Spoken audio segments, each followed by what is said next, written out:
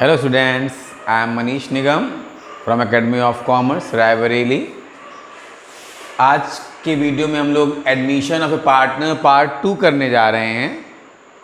Part 1 में हमने आपको NPSR निकालना सिखाया और उसके वीडियो के एकदम लास्ट में SR निकालना भी बता दिया था। वेरी सिंपल था, old ratio minus new ratio.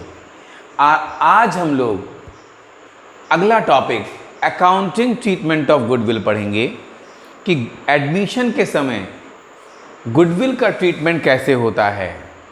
तो इसमें बेसिकली पूरी जो टॉपिक को 2 पार्ट्स में बांट के पढ़ा जाता है। When the new partner brings his share of goodwill in cash and number 2 when he is unable to bring goodwill in cash. अब लेकिन हमने दोनों के लिए एक क्वेश्चन बनाया है, लेकिन सेकंड क्वेश्चन में ये भी शामिल कर लिया कि मान लेते हैं पार्टनर नया आया है और वो कुछ अमाउंट लाया कुछ नहीं लाया, तो इस तरह से हर टॉपिक कवर हो जाएगा। अब हम फर्स्ट क्वेश्चन पढ़ने जा रहे हैं। A, B and C are partners in the ratio of 3:2:1. They admit D as a new partner for 1/5 share, who brings rupees 9 lakh as capital and rupees 3 lakh for goodwill in cash.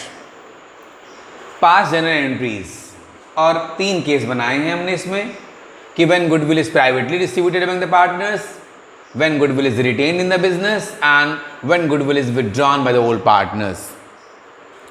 सबसे पहले तो इसमें जो first entry capital की बननी है वो हर case में कॉमन होगी, इसलिए उसको हम बना देते हैं सबसे पहले, और वो होगी कैश या बैंक। हम कुछ भी लिख सकते हैं।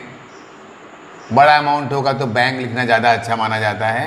बैंक अकाउंट डेबिट टू, नए पार्टनर का नाम है डी, तो टू डीज कैपिटल अकाउंट। हम जानबूझ करके मैंने कैपिटल की एंट्री को अलग कर लिया है, आप उसको अलग रखें। और अब इसके बाद हम केसेस बनाएंगे। सबसे पहले जो नया पार्टनर गुडविल के रूप में 3 लाख रुपीस ला रहा है कैश में, वो हमेशा याद रखिए ओल्ड पार्टनर्स के बीच में सैक्रिफाइसिंग रेशियो में ही बांटा जाता है। लेकिन वो अलग बात है कि कई क्वेश्चंस में और इस क्वेश्चन में भी old ratio become sacrificing ratio. और ऐसा कब होता है, बहुत ध्यान समझ लीजिएगा, जब केवल ओल्ड रेशियो दिया हो और नया पार्टनर का केवल एक हिस्सा दिया हो कितने के लिए आ रहा है, उसके बाद क्वेश्चन साइलेंट होता है, कुछ कहता ही नहीं है, तो उस हर क्वेश्चन में इस तरह के हर क्वेश्चन में old ratio become sacrificing ratio. लेकिन आपसे कभी कोई पूछे या अपने कॉन्सेप्ट क्लियरिटी के लिए हमेशा समझ लीजिए कि गुडविल हमेशा सैक्रिफाइसिंग रेशियो में ही बांटी जाती है। यहाँ पर 3:1 में बांटी जाएगी तो ये ओल्ड रेशियो आप नहीं बोलोगे, यहाँ पर ओल्ड रेशियो ही सैक्रिफाइसिंग रेशियो बन गया है, क्योंकि और आगे कुछ कहा नहीं गया। लेकिन अगर कभी कोई नया रेशियो बता दिया जाए या सैक्रिफाइस करने का कोई नया बता दिया जाए अलग, तो उसे फॉलो करते हैं। और इस पॉइंट को हमने अपने सेकंड क्वेश्चन में शामिल भी कर लिया है, जिससे कि आप अच्छी तरह समझ सकें। बहरहाल इसमें सबसे पहला ए केस अगर हम लेंगे तो ए केस में सबसे पहले नो एंट्री आप लिख दें। क्यों? क्योंकि जब पार्टनर्स ने गुडविल के अमाउंट को प्राइवेटली डिस्ट्रीब्यूट करने का सोच लिया है, तो इसका मतलब नया पार्टनर गुडविल लाएगा और पुराने पार्टनर्स उसे अपने सैक्रिफाइसिंग रेशियो में बांट करके चुपचाप घर लेके चले जाएंगे, कहीं कोई एंट्री बनेगी ही नहीं। इसलिए हमने यहाँ पर पहली एंट्री कैपिटल की बनेगी, लेकिन गुडविल से रिलेटेड कोई एंट्री नहीं बनेगी। तो पहला case when goodwill is privately distributed among the partners, तो यहाँ पर गुडविल से related no entry. Case B क्या होगा? केस बी आप समझ लें, नया पार्टनर जो आ रहा है वो 3 लाख रुपीस के लिए गुडविल के रूप में ला रहा है, तो पहली एंट्री बनेगी bank account debit to premium for goodwill, to premium for goodwill account. यहां पर 3 लाख 3 लाख। इसके बाद ये तो गुडविल का अमाउंट आया, और जब आया है तो ये किसके लिए आया है? इस कैपिटल को नया पार्टनर ला रहा है तो वो उसके ही नाम पर फर्म में रहती है, लेकिन ये पार्टनर, ये अमाउंट जो है गुडविल का, ये लाता तो नया पार्टनर है, लेकिन इस पर उसका हक नहीं होता है। इस पर उन ओल्ड पार्टनर्स का हक है, और उसी रेशियो में हक है जिस रेशियो में ओल्ड पार्टनर्स ने नए पार्टनर्स के लिए सेक्रीफाइस किया है। इसीलिए कह रहा हूँ कि ये हमेशा सेक्रीफाइसिंग रेशियो माना जाता है। तो ये पैसे आने के लिए एंट्री, और जिनके लिए आया है उनको देना है, तो नेक्स्ट एंट्री बनेगी premium for goodwill account debit. तुरंत ये अकाउंट क्रेडिट होकर के डेबिट होगा और बंद हो जाएगा। टू हमारे पार्टनर्स का नाम है, to A's capital, to B's capital and to C's capital. ये जो 3 लाख आया है, इस 3 लाख को हम लोग 3:2:1 में बांटेंगे, और जब इसको बांटेंगे तो ये अमाउंट आएगा 1,50,000, 1,50,000।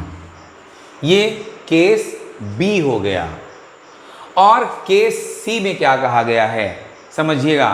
केस सी में कहा गया है कि जो पैसा गुडविल का आ रहा है वो पुराने पार्टनर्स विड्रॉ कर लेंगे, तो फर्स्ट 2 एंट्रीज तो सेम होंगी। आपके लिए हम इसको कॉपी किए दे रहे हैं जिससे कहीं कोई आपको कन्फ्यूजन ना रहे। तो bank account debit to premium for goodwill, ये premium for goodwill 3 lakh 3 lakh. ये गुडविल आई, इसको लाने की एंट्री कहेंगे। फिर बांटी गई, ये एंट्री अपने आप करनी होती है आपको, बांटने के लिए कोई कहेगा नहीं, वो तो इम्प्लाइड है कि जिसके लिए आई है उसको तो मिलना ही मिलना है। To A's capital, to B's capital और to C's capital.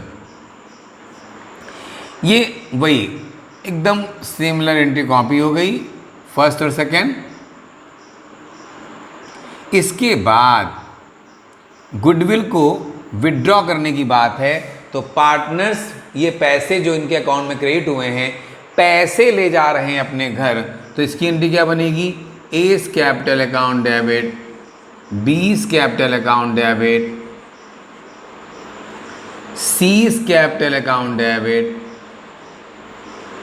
To bank, 1,50,000, 1,50,000 and 3 lakh. अगर आप एक बात समझें तो गुडविल आई बटी ले गए। अगर एक तरह से देखा जाए तो ये फर्स्ट केस जैसा ही मामला हो गया है, बस डिफरेंस था कि वहाँ कोई एंट्री नहीं बनी थी और यहाँ एंट्री बन रही है। अगर आप देखें तो बैंक अकाउंट ये डेबिट हुआ, फिर ये क्रेडिट होके बंद हो गया, प्रीमियम फॉर गुडविल क्रेडिट हुआ, डेबिट होके बंद हो गया, पार्टनर्स कैपिटल क्रेडिट हुआ, डेबिट होके बंद गए, सारे अकाउंट बंद हो गए, जो भी खुले थे वो बंद हो गए इस केस में। और तो इस तरह से आप कह सकते हो फर्स्ट केस जैसा ही है, लेकिन बस अंतर ये है कि यहाँ कोई अकाउंटिंग एंट्री नहीं पास हुई और यहाँ रिकॉर्ड्स में आ गया है कि गुडविल आई थी और बांटी गई और घर ले गए। कई बार क्वेश्चंस में ये भी होता है कि जितनी गुडविल उनके हिस्से में आई है उसका 50% या 25% ले जाने को कहते हैं। तो अगर 50% कहते तो यहाँ पर हम क्या एंट्री बनाते हैं? एक BC debit to bank, amount में लिखते 75,000, 50,000, 25,000 एंड यहाँ होता 1,50,000। और इस तरह ये हमारा क्वेश्चन नंबर 1 सॉल्व हो गया है। इसमें मैंने तीनों केस बता दिए हैं और अब हम क्वेश्चन नंबर 2 करने जा रहे हैं।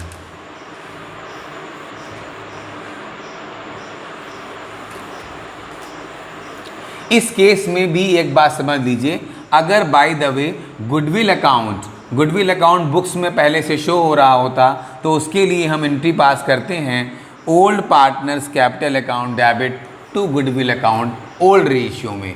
अभी नेक्स्ट क्वेश्चन में मेरे ये एंट्री आएगी, आप देखेंगे। अब मैं क्वेश्चन नंबर 2 पढ़ने जा रहा हूँ आपके लिए।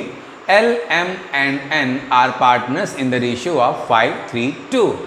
They admit O as a new partner who brings rupees 1,20,000 as his capital. यहाँ पर भी हम कैपिटल की एंट्री बना अलग कर लेते हैं, तो बैंक अकाउंट या कैश अकाउंट डेबिट टू ओस कैपिटल अकाउंट 1,20,000 इसको हमने अलग कर लिया एकदम, क्योंकि ये कोई केस हमारा नहीं बनेगा, इसमें इसका एंट्री अलग पास कर ली। उसके बाद लिखा है O is admitted for 1/6 share which he acquired equally from L and M. यहाँ पर सेक्रीफाइस O के लिए केवल L और M कर रहे हैं, यानी N कोई सेक्रीफाइस नहीं कर रहा है। और जब N कोई सेक्रीफाइस नहीं कर रहा है, इट मीन्स उसको जो गुडविल के लिए पैसा आएगा या मान लो जो भी है क्रेडिट होना होगा, तो उसको उसमें कोई शेयर नहीं मिलेगा। पहले समझ लीजिएगा आप, जो सेक्रीफाइस करेगा उसी को अमाउंट मिलेगा, या अगर वो नहीं लाया तो उन्हीं के अकाउंट केवल क्रेडिट होंगे। अभी देखते हैं, इस पर बात करते हैं। यहाँ पर goodwill is of the firm is to be valued at ₹4,80,000। Goodwill account is appeared in the books for ₹3 lakh. तो अब पहली कैपिटल की एंट्री बना ली, एक एंट्री और बना लेते हैं, और आपको भी एग्जाम में बना लेनी चाहिए, इससे आप भूले ना। ये गुडविल जो बुक्स में अपीयर हो रहा है उसको बंद करने की एंट्री, उस अकाउंट को। तो यहां पर होगा L capital account debit,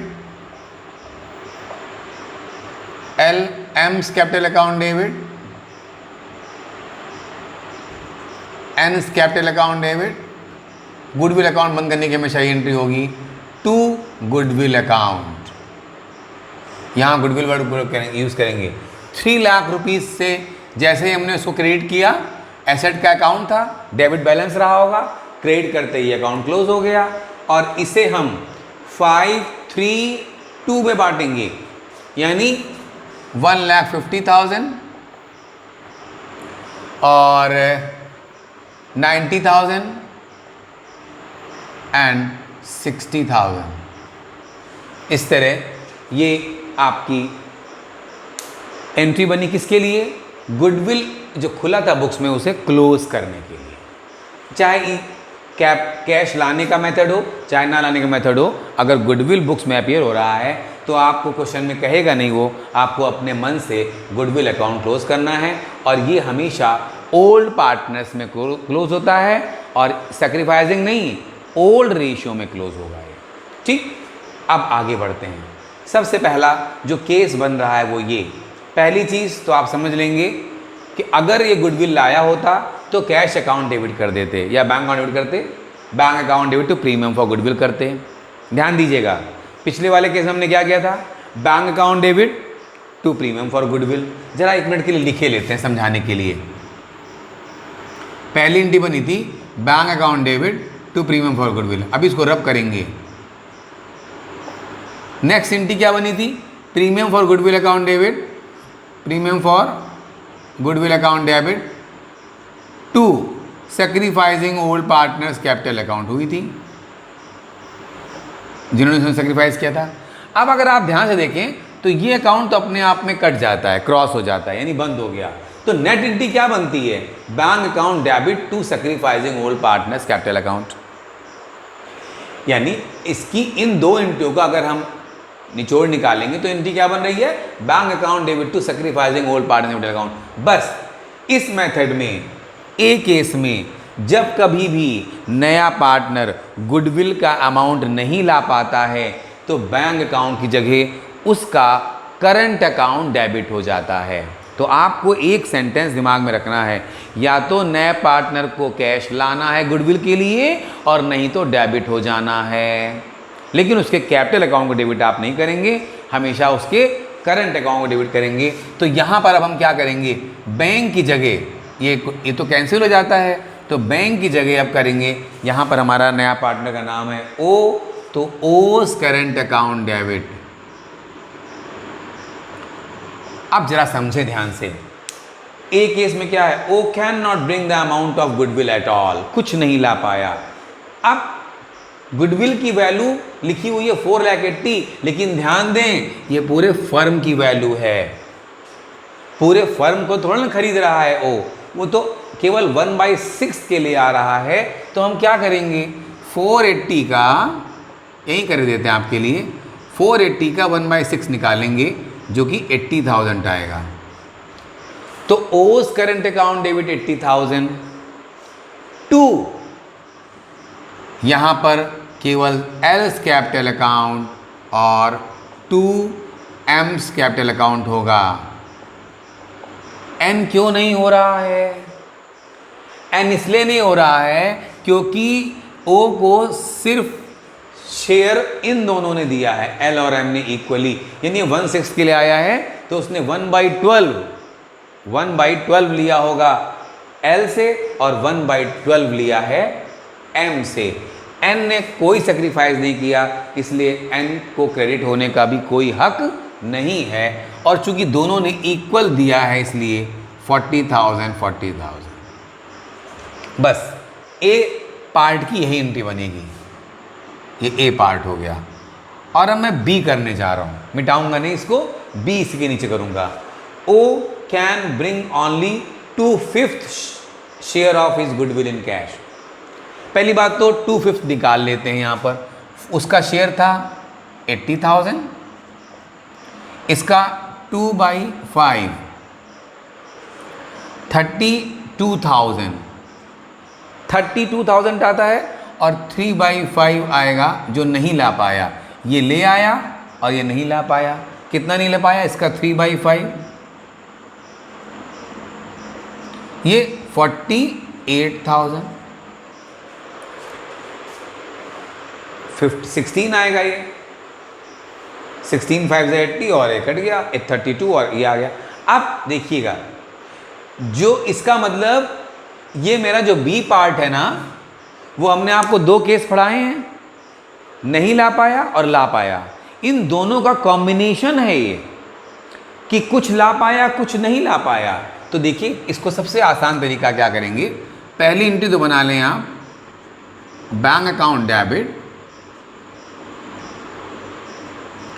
to premium for goodwill, जैसा पहले केस में किया था आपने, पहले क्वेश्चन में। कितनी ला रहा है वो, अपने हिस्से का 2/5 ला रहा है। ये बी केस हो रहा है, बी केस, ठीक, ये ए केस यहां खत्म हो चुका है। और अपने हिस्से का जितना उसका शेयर था गुडविल में, उसका 2/5 ला पा रहा है। तो कितना ला पा रहा है, 32,000। तो 32,000 तो ले आया, बाकी 48 नहीं ला पा रहा है, उसके लिए उसको डेबिट होना चाहिए। तो देखिए यहां पर क्या करेंगे, premium for goodwill account debit 32,000, ओज करंट अकाउंट डेबिट जिसके लिए जितना नहीं ला पाया 48,000 टू यही L's capital to M's capital. यानी हम पैसा आए चाहे ना आए, हम इनको क्रेडिट दिए दे रहे हैं अभी, क्योंकि इक्वल इन्होंने सेक्रीफाइस किया है। अब नियर फ्यूचर में जब कभी भी ओ के पास पैसा होगा, तो जो ये 48,000 नहीं ला पाया है, ये ला करके फर्म में जमा कर देगा, तो उसका कैपिटल अकाउंट जो डेबिट पड़ा हुआ है वो क्रेडिट हो जाएगा, और एक एंट्री तब पास हो जाएगी, बैंक अकाउंट डेबिट टू ओज करंट अकाउंट, और उसकी जिम्मेदारी खत्म। एल और एम तो क्रेडिट हो ही चुके हैं, उस समय हमें और कुछ नहीं करना पड़ेगा। यानी जब कभी नियर फ्यूचर में 2-4-6 महीने बाद जब कभी ओ के पास फंड्स आएंगे और ओ अपने हिस्से की बाकी गुडविल लाने के लिए सक्षम होगा, तो हमें सिर्फ एक एंट्री पास करनी होगी, बैंक अकाउंट डेबिट टू ओज करंट अकाउंट। और अभी तक जो ओ करंट अकाउंट चूँकि डेबिट बैलेंस है, एसेट साइड में शो किया जाएगा, और तब एसेट साइड से करंट अकाउंट गायब हो जाएगा और उसकी जगह बैंक में उतना पैसा आकर के जुड़ जाएगा तो बैलेंस शीट फिर से उतनी ही हो जाएगी। बहरहाल करंट अकाउंट गायब होकर के कैश अकाउंट में उतना पैसा ऐड हो जाता है। तो इस तरह से ये आपका टॉपिक हो गया। जब पार्टनर, एक तो पहला क्वेश्चन हमने बनाया जब पार्टनर कैश में लेके आया, दूसरे क्वेश्चन का पहला पार्ट जब वो बिल्कुल नहीं ला पाया, और तीसरा मैंने जानबूझ करके दूसरे क्वेश्चन का सेकंड पार्ट बनाया जिससे आप ये भी समझ लें कि अगर नया पार्टनर आता है और वो कुछ पैसा लाने में सक्षम है, कुछ पैसा अभी उसको फाइनेंशियल प्रॉब्लम है वो नहीं ला पा रहा है, तो इसमें क्या एंट्री होगी कि कुछ पैसा लाया और कुछ नहीं लाया।